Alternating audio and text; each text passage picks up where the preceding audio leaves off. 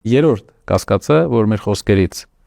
ունեցան մեր օպոնենտները իշխանությունից, դա նա էր, որ Մեղրիում մենք առաջարկել էինք ջերմաէլեկտրակայան, երկու բան ասացին, եթե ձեռնտու լիներ, տաշիր արդեն կաներ, ինչու չեք անում, եւ երկրորդը, որ այնտեղ չկան ենթակառուցվածքային հնարավորությունները։ Հարգելիներս, ջերմաէլեկտրակայան մանի տեխնոլոգիայով մենք արդեն անում ենք հրազդանում, տեխնոլոգիապես ամբողջությամբ տիրապետում ենք եւ տեսնում ենք, որ Մեղրին հենց անվայրն է, որտեղ պետք է լինի, եւ հենց Մեղրին ենք ընտրել, որտեղ ենթակառուցվածքային առումով նա իդեալական հնարավորություն ունի կպնի Իրանի հետ։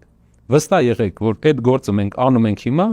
դա շահութաբեր է, հետաքրքիր է եւ Հայաստանի մասշտաբով, եթե բարտերային մեխանիզմը մենք զարգացնենք Մեղրի սահմանին, մեծ ջերմաէլեկտրականներ, շատ ջերմաէլեկտրականներ սարքենք, դրանով մենք շատ էժան գազի ներմուծում կունենանք Հայաստան, էլեկտրականություն կվաճառենք, գազ կներմուծենք, ավելցուկ գազ կունենանք, Հայաստանը կունենա գազի ինքնաբավության ինչ որ մակարդակ։ Ամբողջությամբ մենք կախված չենք լինի